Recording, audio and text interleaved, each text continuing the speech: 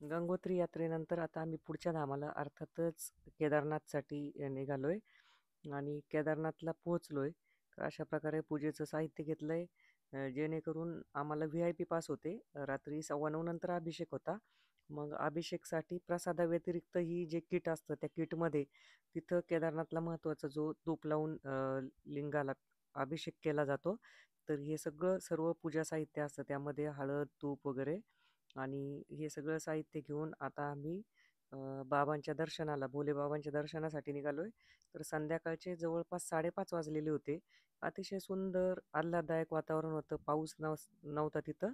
कारण केदारनाथला वेदरची कधीच गॅरंटी येत नसते. असं सुंदर फुलांनी सजवलेलं मंदिर होतं. कारण दर्शन चालू झाल्यानंतर लगेचच आमचा हा जो दर्शनाचा दिवस होता 11 मे होता आणि खूप छान वाटत होतं. हे मंदिराच्या पाठीमागच्या साईडला हे बाबा लोकं सगळे बसलेले होते.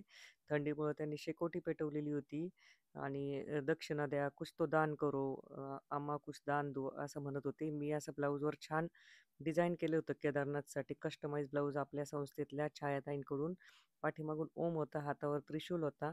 आता हे पांडव शिलेकडे मी दर्शनासाठी गेले. म्हणतात की केदारनाथला जेव्हा जल प्रलय म्हणजे जेव्हा खूप पाण्याचं मोठं संकट आलं त्यावेळेस ह्या भीमशिळेने पाणी थांबवून ठेवलं आणि केदारनाथचं मंदिर सुरक्षित ठेवलेलं होतं.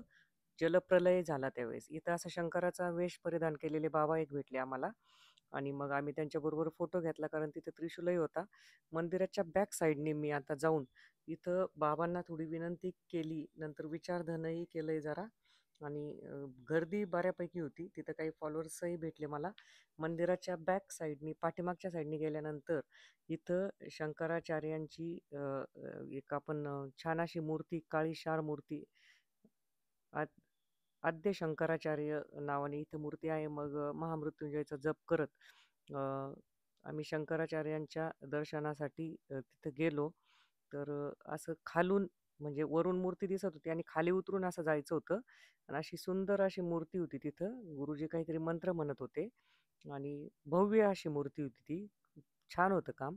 तिथं दर्शन घेऊन फोटो काढला त्या मूर्तीसोबत आणि नंतर आता काय बोलता येईल माहिती आपल्या तुमच्या प्रेक्षकांसाठी त्याचा मी विचार करत होते.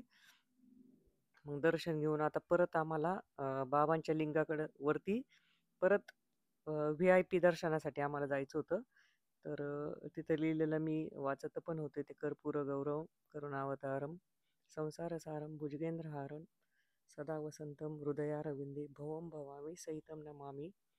परत बॅक साईडनी दर्शन घेतलं. असे बर्फाचे काही डोंगरही होते साईडला आणि जवळपासच खूप छान नजारा वाटत होता हा संध्याकाळचा. हे बाबा लोक पाठीमागच्या साईडनी पांडव शिला जी आहे, पांडव शिळा तिथे बसलेले होते. काही जण होम हवन करून तोंडाला आपलं पांढरा भस्म लावून शेकत बसलेले होते. काही डमरू वाजवत होते. आरतीचा टाइम झाला आणि आरती सुरू झाली. ज्या गोष्टीची आम्ही अतिशय आतुरतेने वाट पाहत होतो, बाबांची आरती. प्रचंड व्हायब्रेशन येत होते तिथं. खूपच छान वाटत होतं.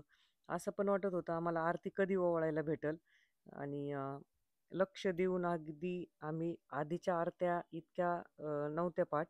मग नंतर जय शिव ओंकार आरती चालू झाल्यानंतर खूपच भारी वाटायला लागलं कारण ती आरती पूर्ण पाठ आहे आणि आम्हाला आरती ओवाळायला भेटली.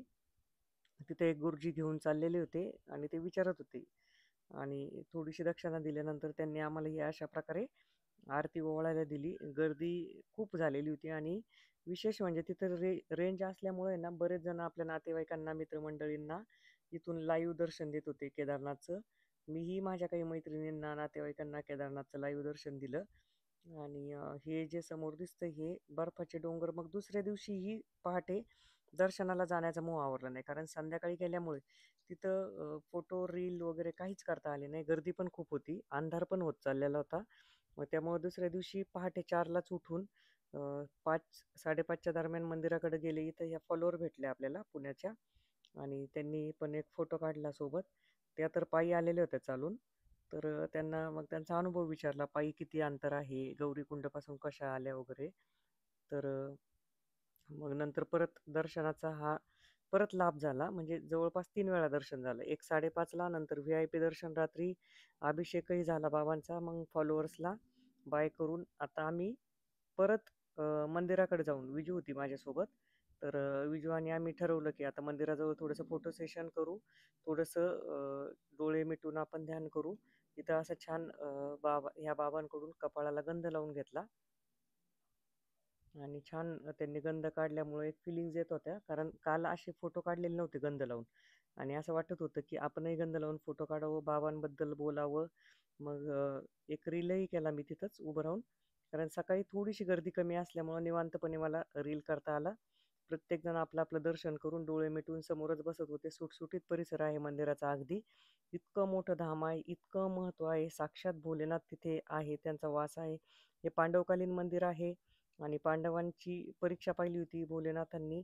कारण जेव्हा महाभारताचं युद्ध संपून पश्चाताप पांडवांना झाल्यानंतर त्यांनी शिवशंकर यांना भेटण्याचे ठरवले आणि भोलेनाथांना त्यांचा राग आल्यामुळं त्यांनी त्या गर्दीमध्ये नंदीचं रूप घेऊन गायब झाले आणि मग नंतर त्या नंदीला पांडवांनी ओळखल्यानंतर भोलेनाथ तिथंच खाली जमिनीमध्ये गुप्त व्हायला लागले आणि त्यांचा फक्त एक पाठीचा भाग म्हणजे एक पर्वताप्रमाणे टेकाड आपण म्हणतो तशा प्रकारचं हे शिवलिंग आहे. अतिशय आगळं-वेगळं शिवलिंग आहे. हेच वेगळेपण केदारनाथचं आहे. भव्य असे त्या गर्भगृहामध्ये आपण जर पाहिलं तर इतर शिवलिंग जर पाहिले आपण तर ते खाली असतात, सपाट दिसतात आपल्याला. काहीतरी उगम दिसतं, पिंडीसारखं दिसतं, काहीतरी खोल दिसतं जसं त्र्यंबकेश्वरचं आहे.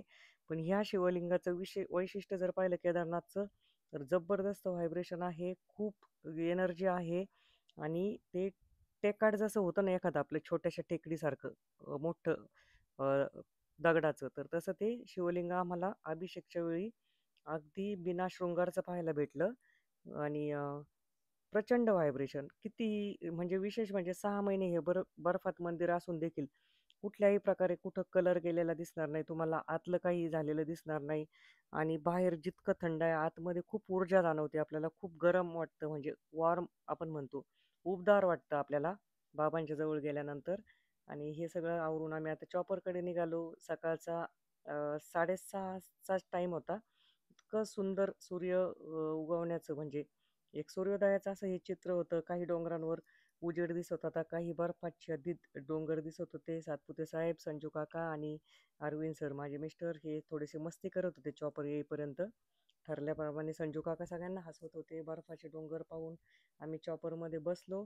आता आम्ही निघालो बद्रीनाथच्या दिशेने. तर